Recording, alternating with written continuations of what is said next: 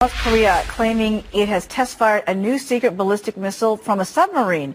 Now, the operation increasing tensions with South Korea, which confirms this launch. A State Department spokesman telling Fox News that the U.S. is aware of the apparent firing, adding that it would be, quote, a clear violation of multiple UN security resolutions. The Wall Street Journal reporting that leader Kim Jong-un personally oversaw the entire thing.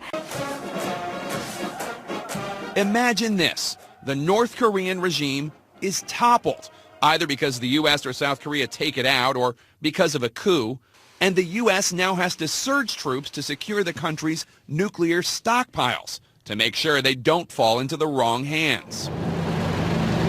It's a frightening scenario played out recently at the U.S. Army War College, one that did not end all that well. The military set the scene for their war game in the fictitious land of North Brownland, essentially an alias for North Korea. It was a family regime that had nuclear weapons, lost control of nuclear weapons. The population was considered to be essentially brainwashed. Paul McCleary, a writer for Defense News, was present as the military officials debated the plans. U.S. troops, he says, had immediate problems surging into the North Korea-like country.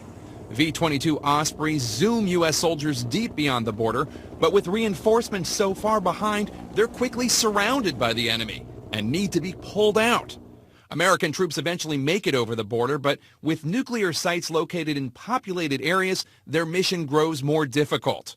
U.S. forces make humanitarian aid drops to draw people out of the cities. And they made the game as difficult as possible to really test their capabilities. They haven't really spent a lot of time or money modernizing their nuclear and chemical troops. So that's a big concern. It takes the U.S. a staggering 56 days and a huge force of 90,000 troops to secure the country's nuclear weapons, seen by many as way too long and way too many troops. We're not very well prepared to deal with a collapsed North Korea. North Korea expert Bruce Bennett says his numbers for containing the regime's nuclear arsenal run much higher. 200,000 troops.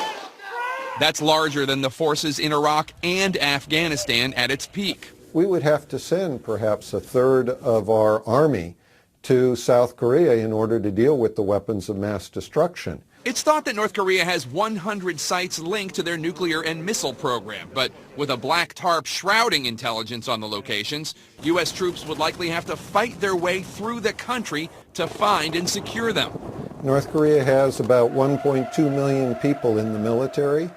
That's a very large military for us to deal with, but they also have, according to the South Korean Defense Ministry, about 200,000 special forces. And those special forces would be prepared to fight you like Taliban or the Iraqi insurgents. Wolf, despite the global implications that would follow if North and South Korea went to full-on war, the truth is the Korean Peninsula would really bear the brunt of all of this, and that's where most of the fighting would take place. So we know that the DMZ between the South and the North is so heavily fortified that neither side can just charge in and go across that land to attack the other. So if the North wanted to step this up and make it happen, what do? Tom, the very first thing we're going to see is large concentrations of artillery and missile fire from the north against targets in the south, for example, Seoul, which is just a little south of the DMZ. What's interesting is those firing positions are on the north slope of the mountains that define the DMZ. Very difficult for the coalition forces in the south to see those pieces before they're activated. So while that firing is occurring from these mountains down here, what else is going on from the north? The north is going to activate the insertion of special operations forces, both along the coasts. Taking them in by ship or by submarine? By submarines, most likely, as well as the activation of sleeper agents that have been in the south, in some cases as many as a couple of decades, identifying targets for these missiles and for these artillery pieces. Okay, the U.S. and South Korea is not just going to sit there while all of this happens. So what is the immediate response if such an attack took place? Number one is the U.S. Navy will increase its presence. For example, more aircraft carriers, destroyers, whatever more aircraft is what we're looking for. So you have aircraft that's in Japan, you have aircraft that's in South Korea. You now have these aircraft to go against these firing positions that are targeting the south. It's called the counterfire fight. And once that's accomplished, they will then go after the command and control capabilities as well as the air defenses. Communications, air defenses, all of that, so they can control the sky. Completely own this airspace above North Korea. And then what happens? Then they're probably going to go after some very specific targets like bridging in the north to eliminate the freedom of movement so these North Korean forces cannot maneuver in their own country. All right, so if all of that happens, obviously you have a shift in the battle. The North takes the initiative to start the attack, but then the South and the U.S. responds. How quickly does it turn so that the initiative is not in the hands of the North, but is in the hands of the U.S. and the coalition? Tom, what's important to realize is the coalition, U.S. and South Korean response, will be instantaneously.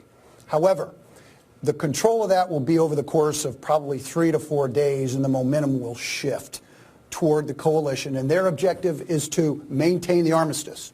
But you don't think this is going to happen? You think ultimately this is not what's going to happen? Not at all.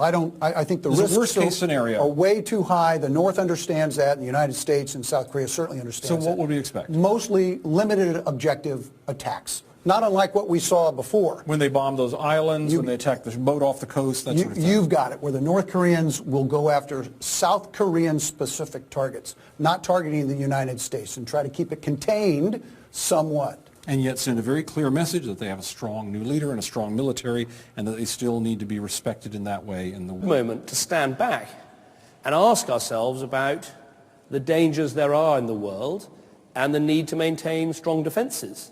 I mean, the fact is, as I wrote in a newspaper article this morning, North Korea does now have missile technology that is able to reach, as they put it, the whole of the United States. So if they're able to reach the whole of the United States, they can reach Europe too.